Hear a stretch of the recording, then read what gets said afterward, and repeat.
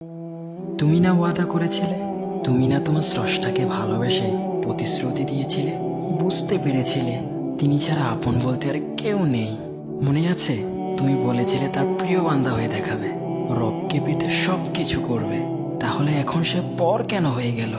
তার সাথে তোমার বিচ্ছেদ কেন হয়ে গেল? তুমি স্বীকার করেছিলে তিনিই আমার রব, তাকে ছাড়া অন্য কিছুই আমি ভাববো না। কিন্তু আজ তুমি তাকেই ভুলে গেলে, আবার সেই দুনিয়ার ধোকায় পড়ে গেলে, নফসের গোলামি শুরু করে দিলে। প্লিজ নিজেকে অন্ধকারে ডুবিয়ে দিও না। ক্ষণিকেরই তো দুনিয়া, সময় একদিন ঠিকই শেষ হয়ে যাবে। সেদিন কেউ থাকবে না, আপন বলতে তখন একজনই থাকবে, তিনি তোমার রব, যাকে তুমি ভুলে গেছো আর দুনিয়ার মজমাস্তিতে ব্যস্ত হয়ে গেছো।